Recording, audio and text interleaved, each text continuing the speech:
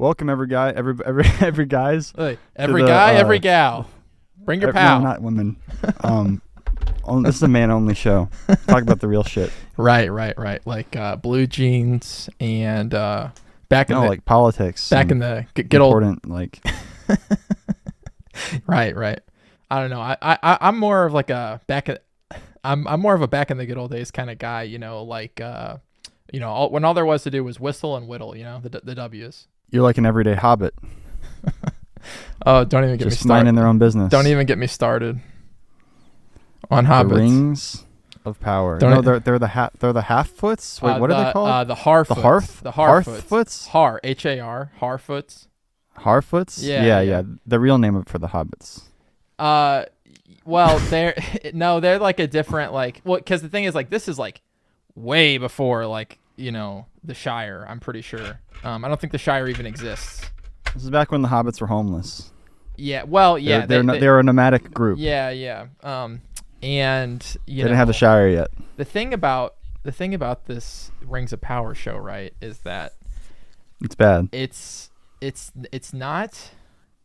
There's things about it that are good, which is Bezos approved. There's things about it that are good, which is the bad part. Because it was all bad to be like, all right, that's trash. But the thing. All right, so all right, open. The first episode opens, right, and we're introduced to Galadriel as a child. Next thing we know, she's an action hero.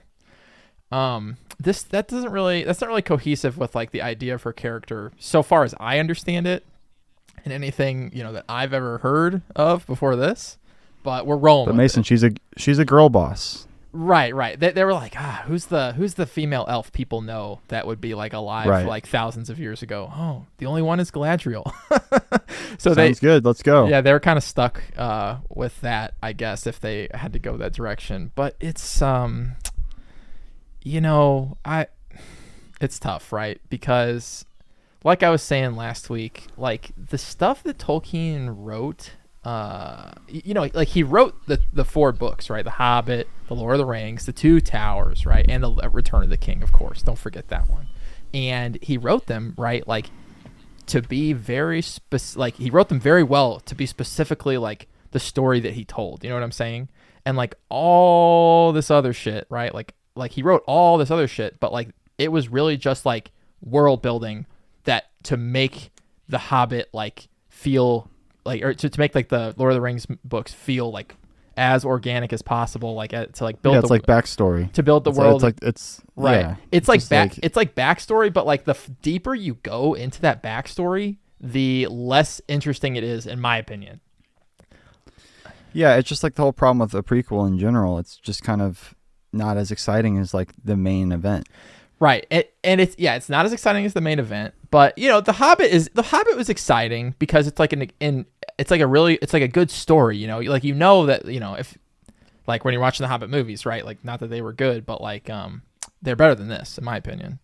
Yeah, definitely. And it's that's a prequel, but it's still a story that was written in a very thought out way, at least the original one was, and with all this other stuff, he didn't put the amount of time into a lot of this backstory because it was only supposed to serve a single purpose, and that purpose was so I don't know, this is just my opinion maybe, but that purpose was to for it to slot in exactly where it needed to in the Lord of the Rings, right? Because the deeper you go into where is Gandalf actually from, who sent him, who's Gandalf's boss, and where what's going on with them, and where were the elves up to, it's all the Lord of the Rings is a really cool, engaging story, right? But all of that stuff, it's the further away you move from the Lord of the Rings books, actually, the less innovative and interesting and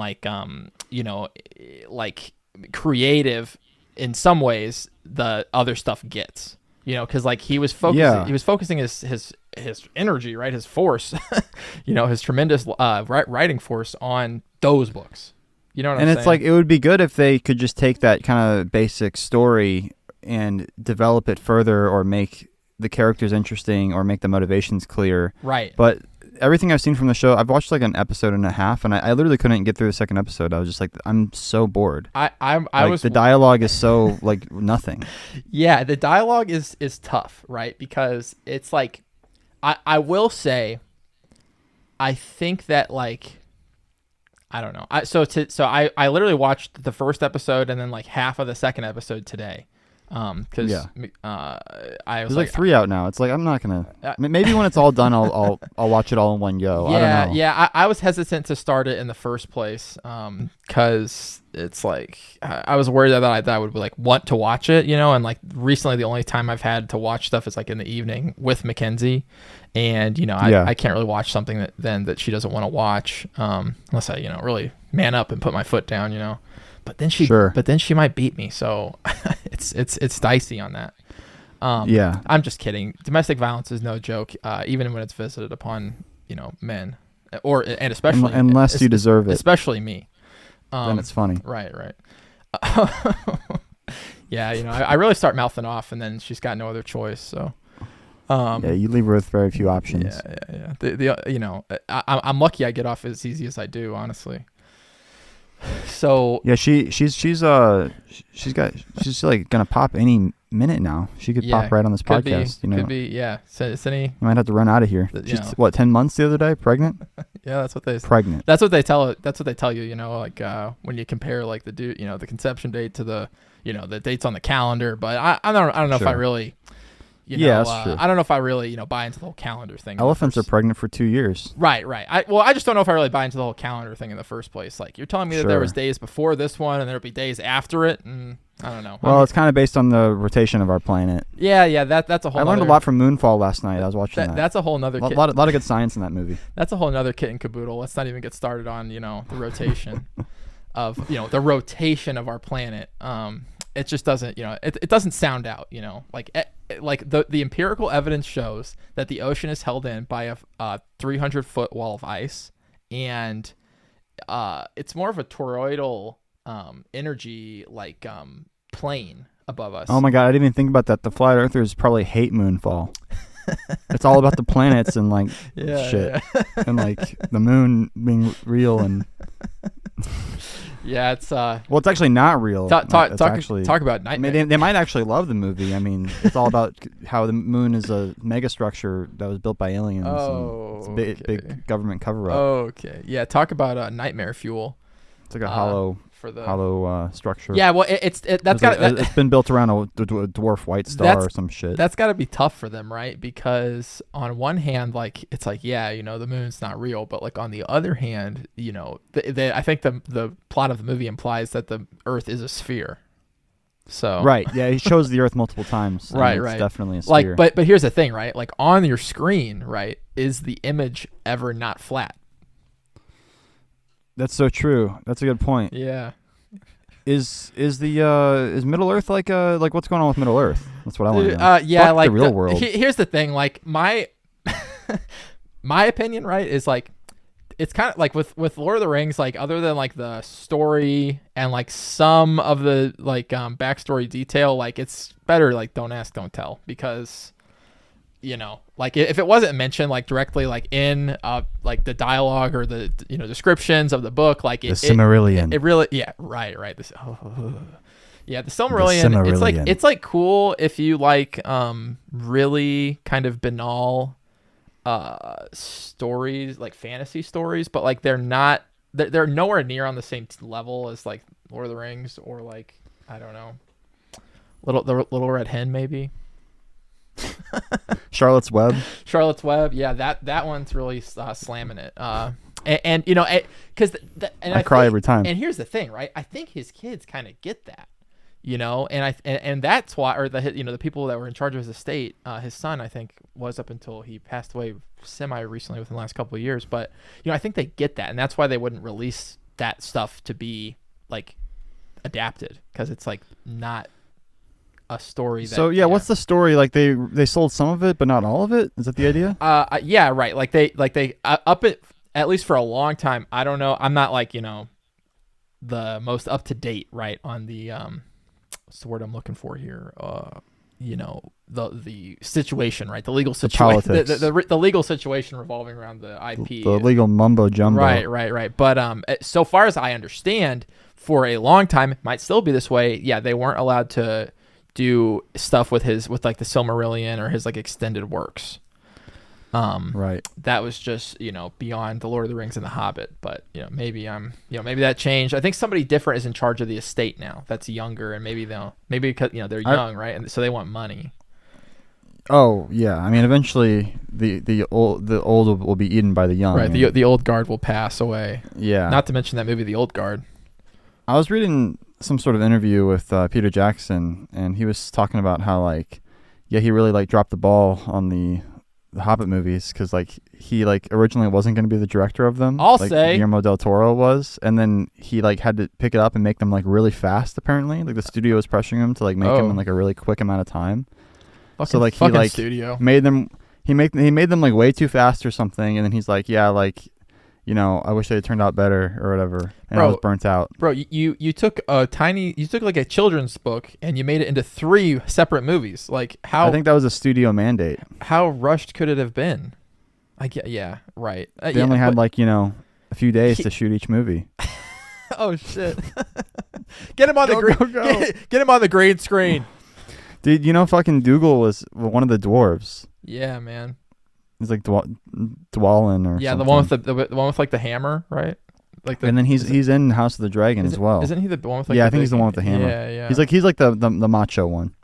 Yeah. He's always the Irish, Scottish macho. Oh, one. Don't even get me started on like the dwarf scene. Okay, here's the thing, right? Here's the thing about Rings of Power, right? It's like if they were telling like a straight line like Lord of the Rings style like epic story, that'd be one thing, but like I don't need this like slice of life shit. You know what I'm saying? Like what is it? Yeah, like what's the goal? Like the original Lord of the Rings, it's very clear. Like there's this ring, and like they need to get rid of it. Right. And the only way to do it is to get it to this Mount Doom place where it was forged. And right. like the only way they can get there is on like the most innocent, like unsuspecting guy, because he's the least affected by its power. Right. It's a very like, you get it. Yeah. I can explain it very well to someone if they ask. Yeah. Like, and it's like, what is this? Like, I don't understand. Like they're trying to stop an evil guy. Well, might do something right. eventually. Morgoth is like the big version of Sauron, and Sauron like works for him. But the thing is, like, Alyssa was so confused, and I was like trying to explain it to her, and I'm like, this is stupid. Yeah, like, why am I even? It's tough, right? Let's just watch House of the Dragon instead. Right. It's tough because it's like if Morgoth was like Morgoth is like mentioned in passing in Lord of the Rings, but like the thing is like that's not anybody's like concern then, right? Like Sauron is the concern because he's coming back and he's about to like wreck shit. So it's like and Morgoth is like more goth than everyone else. He's yeah, so it's really fucking bait, and but I'll go into it. So there's one like deity, right, like figure, and he then spawns like multiple deity figures, right, and then one of them like falls out of harmony, and that's Morgoth, and then he creates the orcs while the other ones create the elves and the humans and the dwarves. It sucks to be an orc, dude, because you're just like born into this like horrible society. It's just like shit. But like, are any of the orcs good? Do you think any of them have turned good ever, or are they just all evil? They're kind of written to be just like, evil. Like insects, like just evil. fucking like evil creatures spawn. Have any empathy? Right, because Morgoth They're like spawned from hatred. And evil, Morgoth like created them to be like an evil like version of like the elves and the humans, because he was jealous of like the what the good deities had created. I'd be kind of like interested if there's a character on this show who was like an orc, but he was like not so bad. Like maybe he was like he used to be like really evil, and he's like, I don't know, just like something. Yeah. Give me something. I think that like orcs, I don't know if that's possible for orcs, but a goblin might be able to. I don't know. I think the closest I think the closest you get is Gollum, but he doesn't. I just want some like characters yet. And like some sort of like Galadriel. Like, what's her flaw? Like none of the characters seem like they have like her flaw. Like, anything they're struggling with. Her flaw like, is that she doesn't like where are they gonna go? Right. Well, the thing is like her flaw is that she just doesn't like give up when everyone's like, it's all good. Don't follow. It's like obviously not all good. Oh yeah, like if you just look at the evidence, right. like it's so it's like they're like the war's over. It's like, well, no, you just gotta like look. She found this evidence. Right. And they're just like, no. Yeah, like it's stupid. They're seeing what they want to see. Right.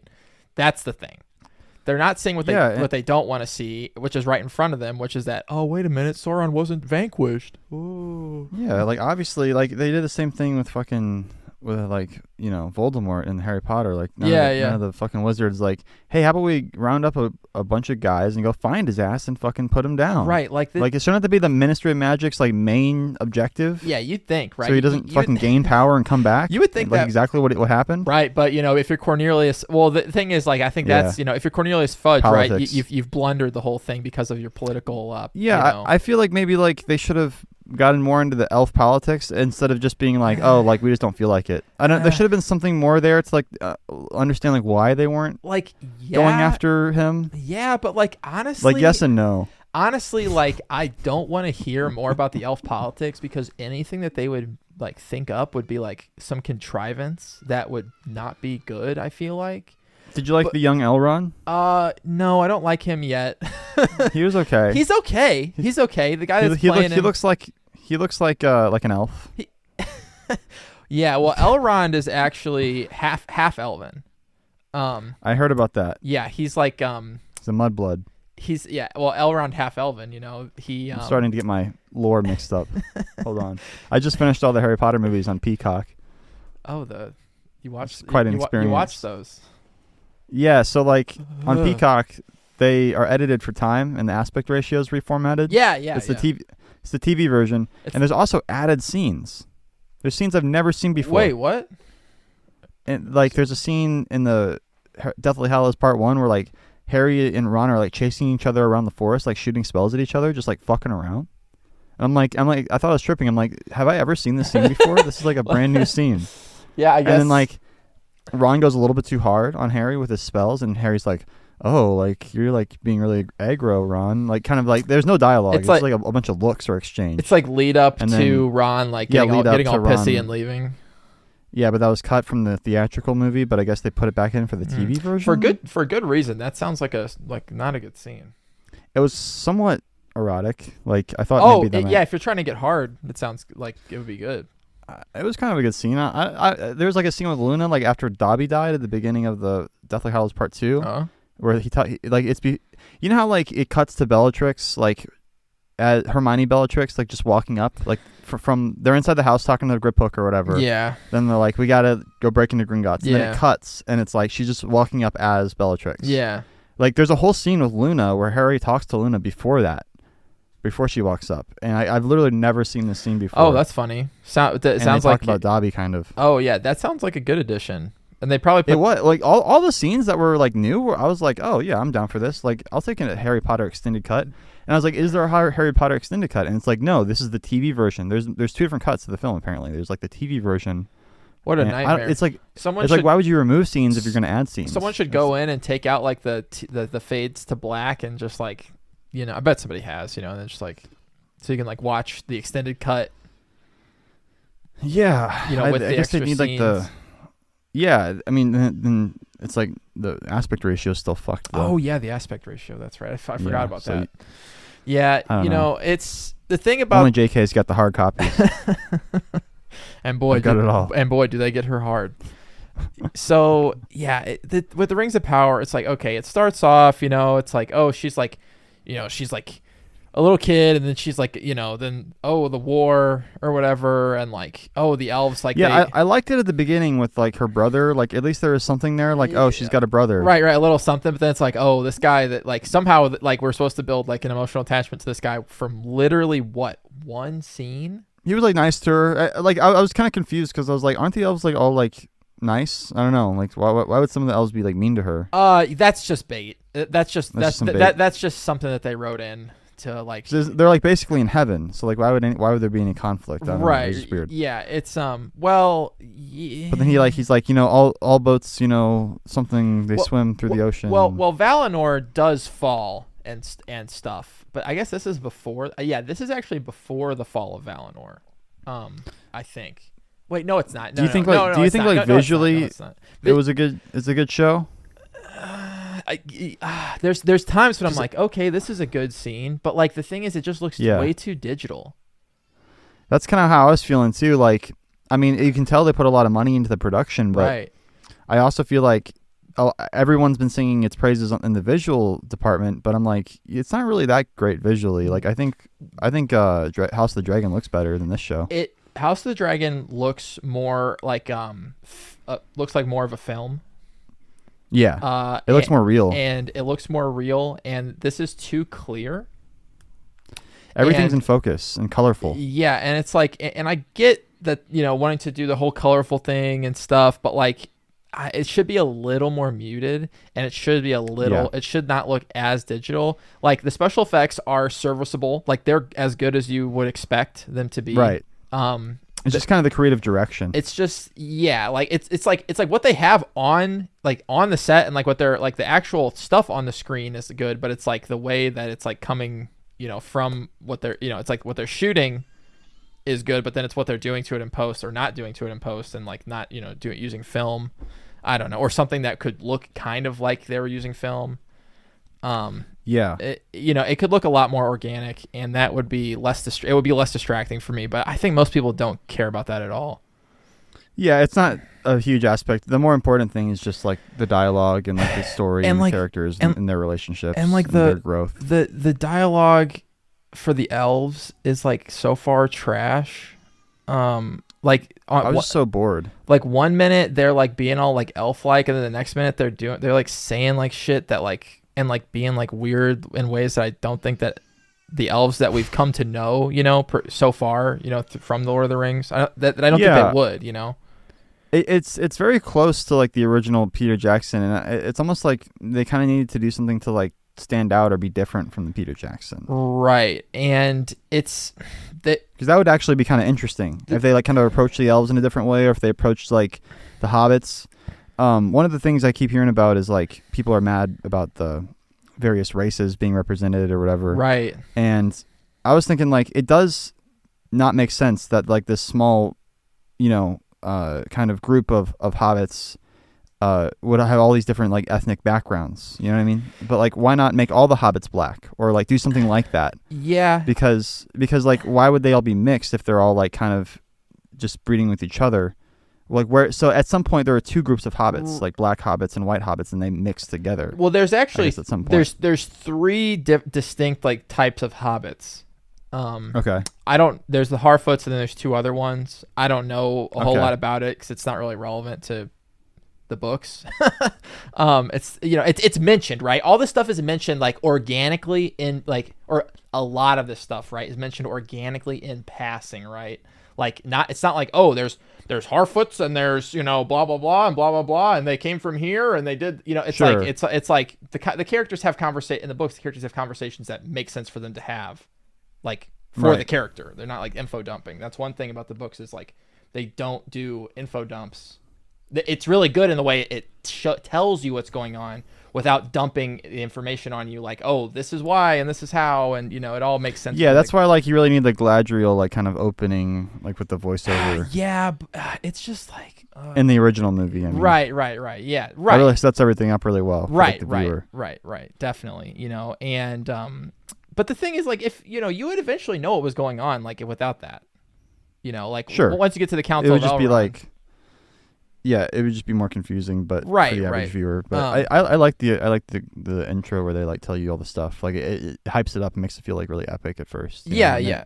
Then it cuts to the first movie is just so perfect. Like it hypes it up, shows all the battles, shows like where it can go, and then we cut to like the Shire, and it's all like chill and peaceful. Yeah, like the nice music. The first movie is definitely the best one because there wasn't like, that's the one with like, that book is the one that they were like, with like the least amount of action in it. So the action that they did add was like acceptable, like at an acceptable level. Like with the two towers and the other ones, there's more action that's like, they could expand on and stuff. And that, I think, I don't know, is bait. But the thing, the dialogue, like the elves just feel so unnatural, and the Harfoots, like the Harfoots, it's like some of the dialogue, it's like, okay, this makes sense, and then some of the dialogue, I'm like, this is just like, I don't really like, what's the point of this? And then it's like she finds the dude in the comet, and it's like, who's that gonna be? And it's Is probably that Gandalf? It's probably at Gandalf or one of the other wizards, because I think this is around the time when they were like sent to Middle. Right, he came from the sky, Middle so Earth. I kind of just assumed he was like some sort of angel or Gandalf or something. Yeah, but you know what? I feel like Gandalf, when like if I'm remembering correctly, maybe I'm wrong, but I feel like Gandalf was like alive before the fall of Valinor. Like he was there. Like he was in Valinor. Oh, okay.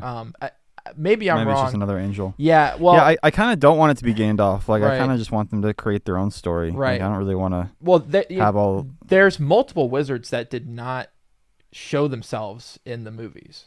So. Right. But, the thing is, Like that one who had bird shit all over his head. it could also be Sauron, I want to say, but it's probably not. Because Sauron, like, the thing is, like, so Celebrimbor, right? Like, the whole thing about this, I guess, that they're going for is, like, Celebrimbor, he's the one that makes the rings, right? So he is going to forge the rings, and somehow, like, Sauron, like, infiltrates that and, like, tricks him, I'm pretty sure is how it goes. And that's why his ring, like, he like gets the secrets of how he's making them, and that's why his ring, he's able to make his ring that controls the other ones. Because Celebrimbor makes, you know, the elven rings, the human rings, and the dwarven rings. Nice. And Seems like he's got pretty good job security. And they're, well, yeah, and that's, you know, and like they're setting that up, right? Where like Durin, you know, like it's so funny because like Durin in the books is like, you know, mentioned, right? Like he's like the dwarven like godfather, like grandfather, basically. Like, oh, in Durin's day, you know, but like in this, like they are referring to some other dwarf like that's even older, you know, that they like just made up, I guess. I don't know, maybe that dwarf exists, but it's like, you know, Elrond goes there and Durin's all mad at him because he didn't come to his wedding, and it's like, bro, Mason, none of these dwarves exist. Durin does. I hate to break it to you. Durin does. They're all made up. It exists in the mythos, the already, you know. Here's the thing, right? If Tolkien didn't write it, it doesn't exist, right? Like in this situation, in this context. I mean, you know, Tolkien, you know, he doesn't exist anymore either. He's also he did pass away quite a while ago. But and you know, his son died too, apparently. He was a ripe old age. I think he was like 90 something. But like I'm down for them making changes, you know, if they just want to kind of set it in the world of Lord of the Rings, like as long as it's a good show and has good characters and good plots and arcs and but it's stuff like, that keeps me hooked in and ready to see the next episode. I'm down. It's like whatever they need to do. The characters aren't making sense so far because Durin's all like mad at like Elrond or whatever, but it's like he's like, yeah, you didn't come to my wedding, and it's like, well, it sounds like if he had been invited, he would have come. So like, did you not invite him? You know what I'm saying? Like, yeah, he was like, that's pretty cold. He didn't come to his wedding. He was like, oh, you didn't come to my wedding. Like, he's like, oh, you got married. Like, so it's like, you know, I don't know. That was weird. And just like the king elf. I don't think I even got that far. Oh well, really? Like you didn't get the part where Elrond is like gets to. Oh, they're probably still breaking rocks or something. Also, dumb scene. Like dumb. Like okay. Who wrote this show? It's like Hold on. it's like I'm looking it up. Yeah, it's like okay, like we're here, we're queer, and now we're in the dwarven city of Khazad-dûm before it fell from, you know, like to the Balrog of Morgoth. That, you know, that's like one of the one times when Morgoth is mentioned. Is like it's the Balrog of Morgoth because he's like a servant of Morgoth too. But it's like so Khazad-dûm, you know, and Khazad-dûm, right, was supposed to be lit, and like it is lit, like what they showed us so far. But it's like then we go into a tiny room and we're breaking rocks for like multiple cut-tos, I want to say. The most expensive TV show of all time. This? Yeah. How many episodes is the first season? It just feels like they're treading water. Like I don't know, like it just feels like a slog to get through. The thing is, right, like Game of Thrones really has the original, like the Game of Thrones show. I'm not including House of the Dragon in this. Actually, this is a problem with House of the Dragon. Is the Game of Thrones is interesting, right? Because not only do you have the fantasy element, but you also have the political intrigue, right, and skullduggery. And you really need like some, like you can have the high fantasy stuff, but you really need some other element, right? Some other element to like really elevate the show and make it interesting and make it like give, drive and importance to like the actions of the characters beyond like, oh, we gotta kill the evil, bad man. You know what I'm saying? Like, right. And the thing is with House of the Dragon, that's kind of a problem. I haven't watched more than the first episode still. I was thinking like, should I watch that? Should I watch Lord of the Rings? I was like, well, I haven't watched any Lord of the Rings, so better watch that. But the thing about House of the Dragon is like in this time period in Game of Thrones, like the Targaryens rule. Like they like, and we know that, right? So there's not really like the Game of Thrones is not really being played, like on the same scale. Just like it's just inside the family. Yeah. Right. It's not on the same scale. We don't have like multiple families and multiple people we're following. We're just following the people who are involved inside this, monarchy. Right. And it's like that's like cool. I don't know. Maybe after I watch more, I'll be like, oh, this is good. But like, I don't know. So far, it's like, yeah, it's good production value. Like the script isn't like. It's just like the vibes are good. Like I watch the show and I'm like interested in what's going on. It's tense. I like the characters. It seems real. It is more tense. It is definitely. They do have some tension, right? And if there's tension, that means you got to care about something, right? So. Right. Like it makes me want to see the next episode. Like when I watch the Lord of the Rings show, it's just like, why should I care about any of this? Right. And it's hard to put your finger on exactly what the problem is because like it's not awful. It's not like offensive. It's just kind of bland. It's moving really slowly. I think they're telling too many stories at the same time. It's not focused enough, in my opinion, because it's like what? How many characters are we following? 1, 2, 3, 4. Are there 4 characters that we're following? 2 elves, like one thing a human, they and a Harfoot. Was like make it a little bit more violent. Like do some like Lord of the Rings or do some like House of the Dragon type shit or like Game of Thrones type shit where it's more for adults because like I mean this is supposed to be for adults, right? Like no, I think it's supposed to. The Hobbit wasn't, but like the books are pretty violent, right? Like I don't know. No, the books are not that violent. Here's the thing. Not? No, they're not that violent. Like Tolkien, he was in the war, so like you saw the movie. I bet the Tolkien movie where he was in the war. Yeah, I did. That movie was bad. With pretty boy McChizzleface. It's so funny. Like it's like, let's find somebody to play Tolkien. I see. Let's find the handsomest motherfucker that'll do it. Like what the fuck? He was like the movie was gay, dude. The whole movie's just about him like hanging out with his mates, and they all just like almost fuck but don't. It's such a boner killer. No, it wasn't hot though. Damn, that's unfortunate. Yeah, it's the thing is like he was in the war, right? So when he wrote the books, like, and that's one thing that I do not particularly like about the movies is that like in the books, like the violence and stuff is like what is condensed. Like it's like that is the stuff he does not like dwell on very much. Like it's I see. He doesn't go into detail. Yeah, that's probably a bad idea. I'm just trying to think of ways to kind of like differentiate it from the it just like needs, the other movies, bro. It just needs to be a good Lord of the Rings story with like a clear direction, right? Because I'm almost at the end of 2 episodes and I don't know like what the goal of this season is, right? Like right, exactly. So it's like. So it's like you can, adding violence or whatever, I think that I think that they should not be following 2 elves. I think they should be following 1 elf. If they were following one less storyline, I think it would be tighter and they could do more within each storyline within each episode. But it's like, they really want to show you the world, right? Like they're, and I think they're playing the long game, right? Of like, we're going to do so many seasons of this, El Jefe already greenlit us for, whatever. Apparently, the people who pitched the show, the showrunners, they're like very inexperienced. Like they're like first time showrunners, they came to Amazon with this pitch of like a 50-hour like epic, and they had this like big plan for like multiple seasons, and I guess that's what sold the Amazon on their concept, because I think what happened was Amazon said like, hey, we want to produce a Lord of the Rings show. Like, we got the rights, we're gonna get the rights or whatever. Yeah. And they took a bunch of pitches from a bunch of different people, and like they just chose the pitch they liked the most and chose like the people to make it. Yeah. How much? So the whole thing kind of comes out of like corporate cynicism of like, okay, here's a property, let's make money. Right. Go. Right. Yeah. 100%. 100%. It's like, and the thing is, right? Like, and that's what I was thinking. Literally, I was watching the show. I was like, man, this show did not need to be made, but goddamn, if people don't like money.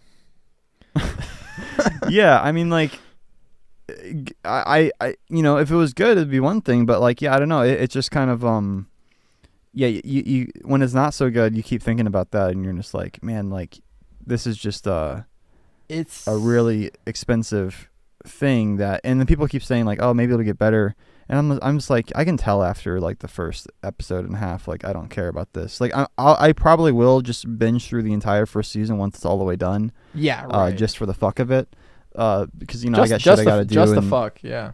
I gotta build Legos and animate it. I got lots of shit to do where, I like to have something on in the background. So maybe if I have it done that way, that experience, it'll be like tighter. But I can't imagine waiting week to week for something like this. It's such a thing, too, where, like, wait a minute. No, we're following 3 elves and 1 Harfoot. Why was I thinking we were following a human? We're not. Yeah, it's like 3 elves. Yeah, so far I don't think there was any humans. And, like, the thing is about, like, having elves as, like, the characters that you're following is they are not very engaging characters, in my opinion, because like they are like immortal. They're not relatable. So they're not relatable, and that the thing is they're trying to make them more relatable. They're right with the sloppy writing, with the offhand, like, not informal dialogue and stuff. Like, these elves are like hundreds of years old. Like, you know what I'm saying? Like, I almost would have preferred like just like a full on like terrible show. That would be preferable, because then it would be more engaging, I feel like. Yeah, because then I'd be like watching and be like, oh my god, I can't believe they did that. Right. There's nothing like that in this, where it's like, I'm just like, yeah, this is just so blah. It's like, it'd be cool if they made like the elves like influencers or something. It's very like, shut up. Like, it's something terrible. It's very banal so far. And there's been like big action. There's like that scene with like the sea creature. That was okay. And they're trying to get kind of dark with like, oh, like, you're an elf. Like, get lost, pointy ears. Right. Type shit, right. or whatever. But it's on that racist shit. Yeah, right. Like, it's so interesting because the show literally like stokes racial tensions. But then they're like, whoa, don't come at us with those racial tensions. What do you mean? Like, the backlash they're getting from people. It's like, it's so weird these days, because like these shows, yeah, they make all these like changes or whatever. Like they'll cast like Batgirl as like a black woman or whatever. And then they're like surprised when there's like racists out there. It's no one notable. There's no like politicians or like celebrities or anyone gives a fuck about coming forward and being like, this is fucked up, don't do this. Right. Like, no one, like it's just random people who are probably mostly bots on Twitter. Right. So it's like, it's probably mostly Russia, literally. It's mostly Russia on Twitter, and it's like, then the whole narrative, instead of it being about the plot and the characters, right, they want to turn it into this thing where it's like, oh, like, let's talk about race and stuff, like the new Little Mermaid trailer that came out, like, and then they have to release like, why do they have to release a statement every time? It's like almost like you should have the statement prepared before you even drop the trailer at this point. Or it's just like, don't engage we them. Stand behind our actors. It's like, yeah, it's like exactly them. Like the more you talk about it, the more it's going to be a problem. And yeah, don't engage with these people. Of course there's going to be racists online who don't like that. That's just like, to me, that's like obvious. Right. Like, and it's like not even a big deal. Right. If I was the elf or the black elf, or if I was the black Ariel actress and I got all this like death threats and stuff, like, yeah, that would be really distressing. But I would also like know, like, when I signed up for this role, like what that meant. Right. And right. And I Disney, you can't feed into it. And Disney /Amazon / whatever corporation, right? Like they should be coaching these people on like, look, this is what you may very well experience this. You know, it's like they're shocked every single time, even though it keeps happening. Right. And like the actor's like, I've been getting all this, you know, all these terrible things since I was cast, whatever. It's like, that is terrible, right? I don't want that to happen to anybody, but it's not a surprise. No. You know, yeah, you should expect it. Surprise. Because and the more you engage with it, the more they win. Like they're getting to you. That's all they want. That's all they can do is just upset you. So don't give them the satisfaction. It's like you know, if they're even real to begin with. Right. Yeah, like you said, it's probably fucking mostly 90% Russia, and then like the other 10% is like people in Alabama, like who have an iPhone. Right. Like, you who know, cares? And it's just like, it's like, do you like? Because it's like you never talk to anybody, right? Like I never talk to anybody or anything. That's like, yeah, man. The black hobbits. They're really getting really getting me down. Well, like I've watched a few people who have like criticized it in the sense that like it doesn't make sense because like aren't all the hobbits like one race? Like at some point they would have had to have been separated. It's you know, and I'm like, I don't know, like I don't really care that much. Yeah, like it doesn't really bother me. I think in the book one of the subspecies of hobbit, right, is described as having darker skin. Yeah, that's what I heard too, and so yeah, I feel like that criticism might not even be valid. But not that like I don't want to listen to the criticisms. Like, you know, if there is, I don't think that's necessarily racist to bring that up. Valid criticism, you know, is reasonable. It's an interesting idea. It's like, yeah, like it does make you think about the lineage of these hobbits and like where they came from, and at some point they must have merged, similar to how, you know, humans did, and you know when you know. Yeah, but also but also like I don't care. One thing to consider is that like in the movies, right, which is I guess what everybody's basing this on, right? Because in the book, I'm pretty darn sure it does mention hobbits with dark skin. But here's the thing, right? When people hear dark skin and they're white or you know not like looking for black characters, they just think like, oh, that person's tan. I feel like, you know, a lot of the time, unless it's like specifically stated, like his skin was black like coal. Oh wow. Oh me, oh my. Yeah. Yeah, like be more descriptive. Right. Like so, does he have a tan or is he black? Like what's going on? Right. But the thing is, like in the movies, I gotta know. In the movies, like we don't like meet every hobbit that exists. We meet like the ones in the Shire are all definitely white. Like you can tell that. It's like that's like the white neighborhood. That's like the Shire is like the very segregated. The Shire is like the St. Louis County of you know the entire like hobbit area. You know how they say the grass is greener on the other side? Right. Well, it's definitely greener on this side of the Buckleberry Bridge. It's blacker Bridge. on the other side of like just over the hill.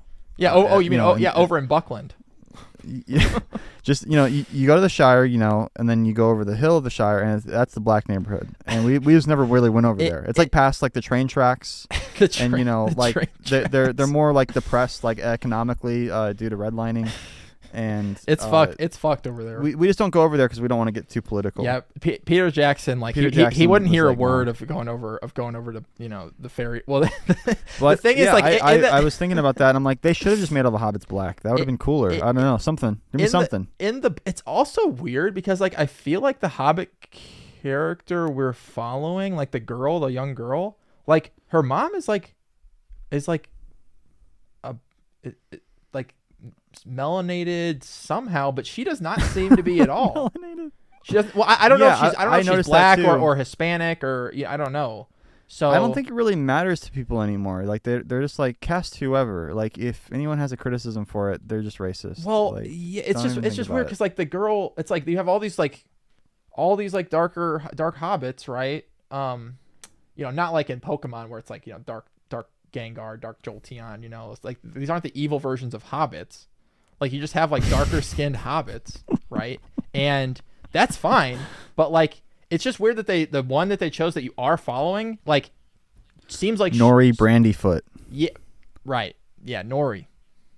Like Brandyfoot. Number one. Oh, she's a hobbit. It's like like, and it's like I was thinking like, oh, so like are they gonna do some kind of like thing, like these are nomadic hobbits, but are they still gonna do some kind of thing where like they don't want anybody to go anywhere or do anything, you know? And it's like, yeah, they are, but you know, oh, you guessed it, this is a hobbit that wants to go somewhere and do something. Yeah, but they're nomadic, so it doesn't make any sense. So it's weird, right? Well, like the hobbits, I think were, in the way that it's written, were nomadic, at a certain point, and that makes sense. But like, it doesn't make sense that they would have this like hang up, right? Of like, don't go anywhere or do anything, or maybe it's like don't go anywhere alone, I guess. So maybe it's like they were thinking like they were thinking like this is like a lower like the precursor to don't go anywhere or do anything because we live in our hobbit holes and stuff. But it's just like they're so dirty too. It's too close. Yeah, but they're filthy. At the same time they really got it like going on. Like they're bustling. They're a little village. They're thriving, but they don't have time for showers, I suppose. Like they're just so busy. Yeah, they don't. They're like baths. They're like the early hobbits, right? That did live in like dirtier holes. That weren't like they're not as sophisticated. I was thinking about that too because like. The hobbits, they kind of have like in the original Peter Jackson movies, they had like certain innovations that would kind of place them at a certain time and comparable to human development around say 1920s maybe. 1920s? What are you talking about? What do you mean? What are you talking about? What would you say? Just like how well you're talking about, just like how well the inside of Bilbo's house is finished. Yeah, like they've got printing presses, right? Like they've got steam powered things, or do they not? I think they have the power of steam? I think they have water power, like water power. Running water.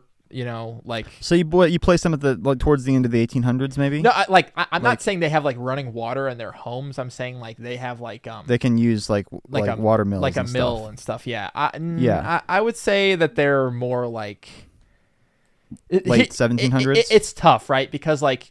Some of the advancement comes through like magic, right? Like not directly to them, but like the elves. They cover that in Onward. Onward's a much better Lord of the Rings sequel than this show. No, literally.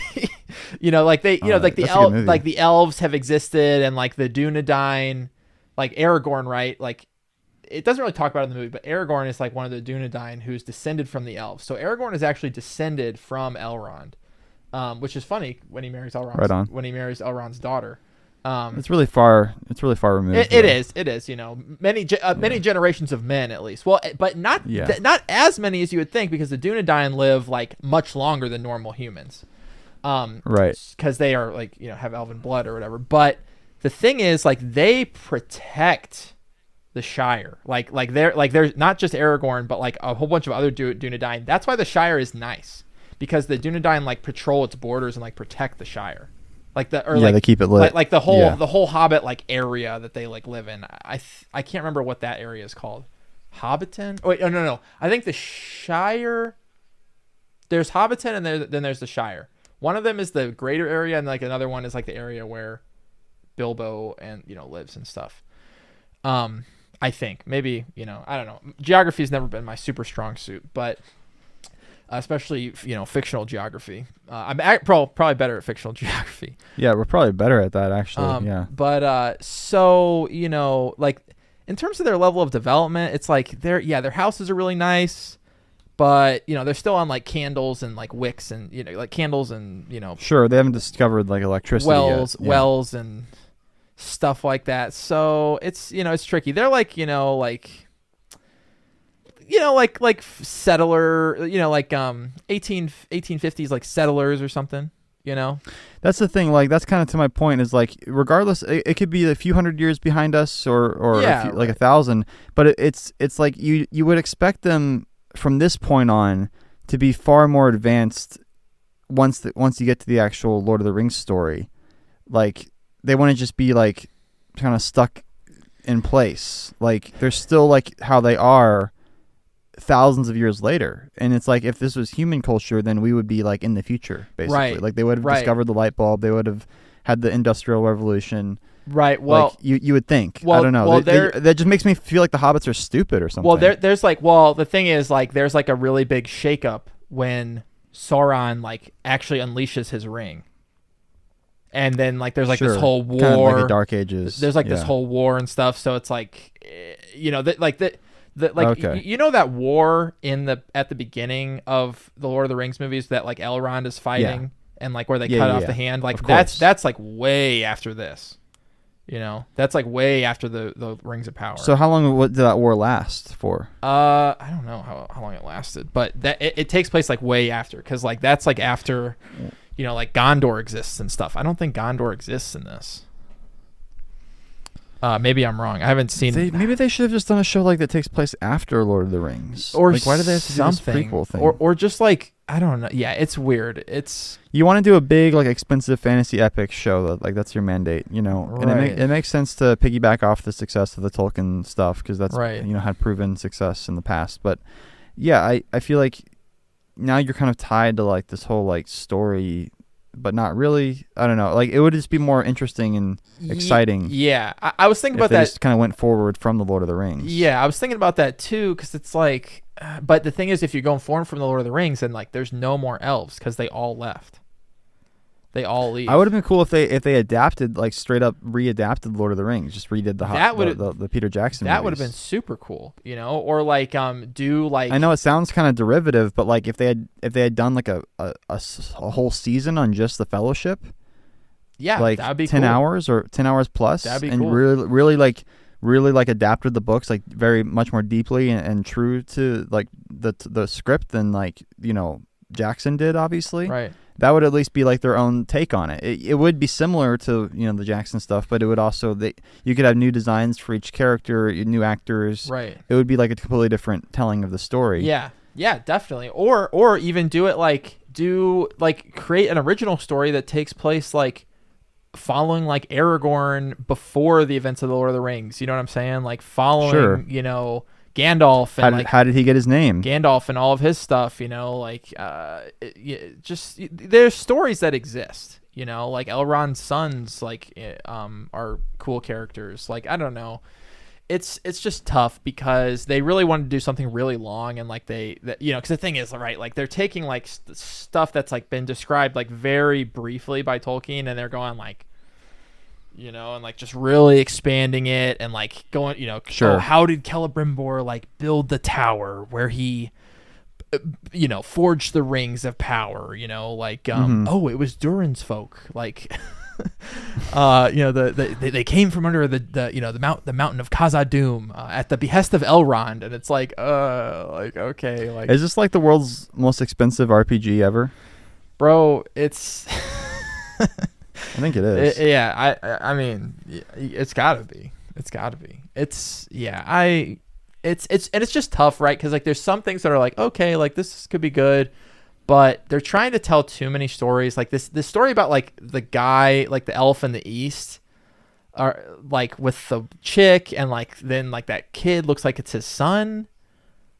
You know what I'm saying? Like, no, it hasn't been said, and like apparently they've never like I don't know. He's like, your touch is the only gentle one I've ever known. And like, does that mean they bone, or like, and that's his kid? Yeah, there hasn't been like a single sex scene so far in the whole movie. Not yet. In the whole show. Yeah, not yet. And it's like, this is bad. TV 14. TV 14. I feel like there was already a fuck scene in like the first episode of House of the Dragon. It's really unfortunate that they're both coming out at the same time, because they're completely not comparable at all. Like, but they are, because they're both like expensive. They are fantasy shows. It's just the demographic and like the source material is not comparable, you know, in terms of like, because like George R.R. Martin is like a filthy pervert. George R.R. Martin is? Yeah. Dude, if you actually read the Game of Thrones books, they are fucking disgusting, bro.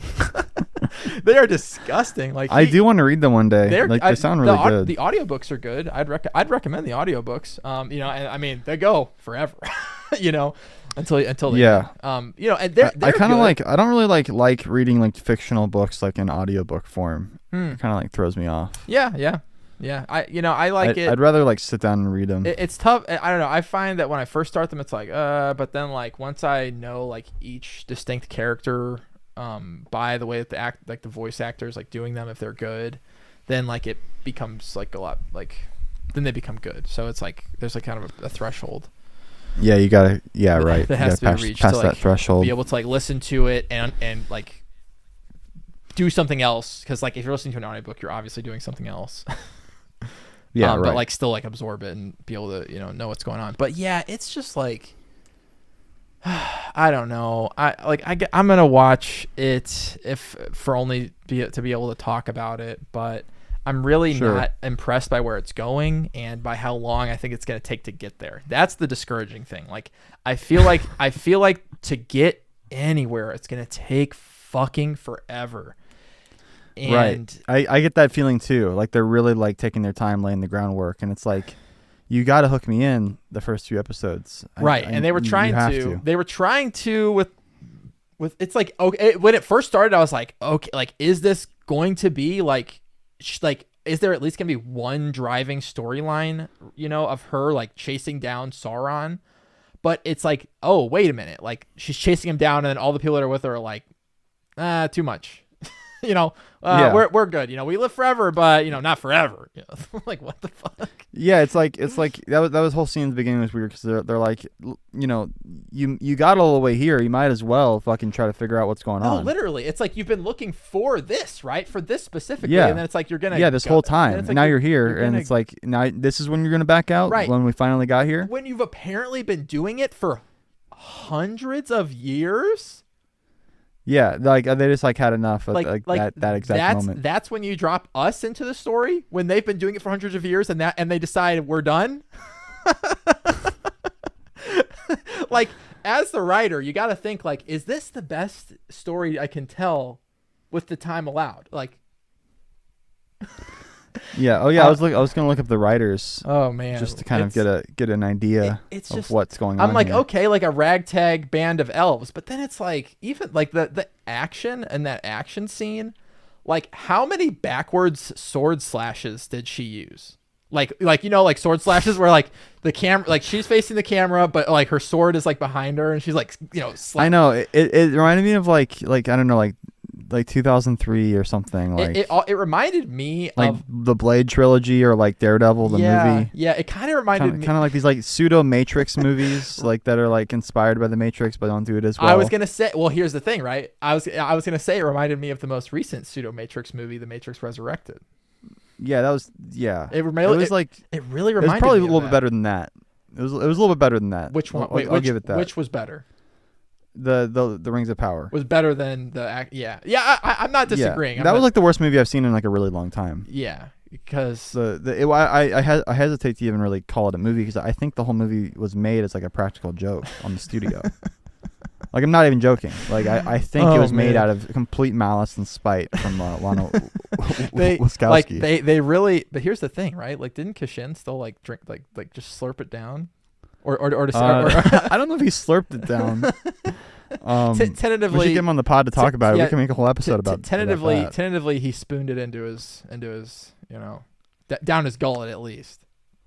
I spit it out. I spit that out. So, the fucking guy and the other guy, John D. Payne. Oh, they're both men. And Patrick McKay. Yeah, they're both white men. Oh, yeah, surprise. Is that why? Or those are the show runners? Or those are the showrunners? Right, but they're like the creators, writers, runners. Well, it said that the writer of the first episode, I think, was a woman.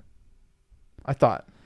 There's a lady. Her name's Jennifer. Yeah, and she was hired on as one of the additional writers. Okay, it just said written by her. So there's also a guy named Justin, and there's also another woman named Stephanie.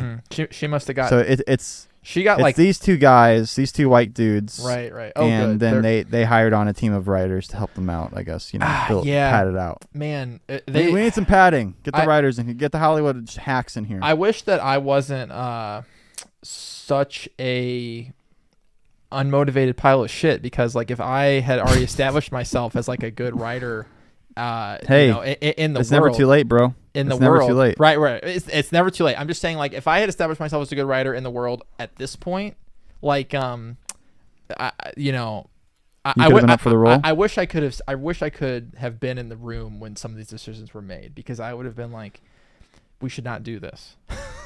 Like, well, you'd have to be like the executive producer or something. Right. Well, here's the thing, right? If I wanted to be, I would like to be so good that they such would a master of story that they would be like that I would, to get me onto the project, they'd have to give me some weight. right? Like some way, Ooh. like you gotta give me some, like say so, He demands respect. Right. Yeah. So check it out. I just want to give you a brief filmography on these two jokesters. Patrick McKay. I don't know if I want to know this. I feel like I'm gonna hate it. I feel like I'm gonna be like judge the show more.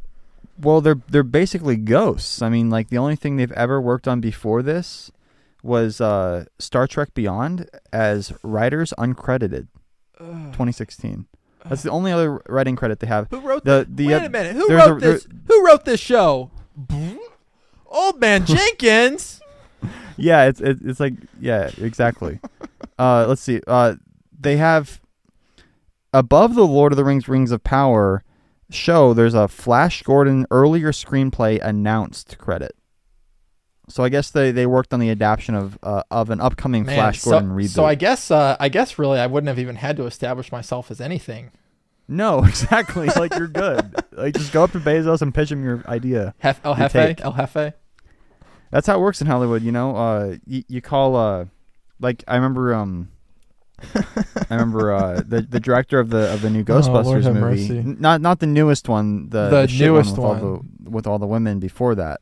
Oh, wait, hold on. That shit one. The shit one, the new one, or the shit one before? The old shit one. Okay, the second most recent shittiest one.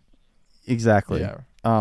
The guy, the director, he was like he like mentioned offhand to somebody that he had like an idea for Ghostbusters, and then Amy Pascal, the head of Sony, like called him the next day or something, and she's like, "Hey, it's Amy. I heard you got a take." And he's like, yeah, like I don't really know if it's right or whatever. And he like gave it to her, and she's like, "Yeah, go make it." And that's basically how that movie got made. That's how he tells it. I just need to like tangentially know people that are talking. That's the thing. You got to be there. That are talking to El Jefe. Mason, here's the dirty little secret about working in Hollywood. You have to live in Los Angeles or Georgia. I mean, if you want to be, a big mover shaker in Hollywood, and have like Georgia's the new Hollywood. If you want to have some big dick energy, you gotta rub shoulders with the Hollywood elite. Yeah, you have to be out there literally rubbing shoulders. Like that's the only thing. I'm talking about like giving massages, like happy ending. Like you gotta be rubbing shoulders, bro. How do you think B Dog got his big gig? Who's B Dog? well, I'll reveal who B Dog is in the Patreon episode. Okay. Yeah. All right. That sounds good. And we'll talk about She-Hulk too. And that's where we're going now.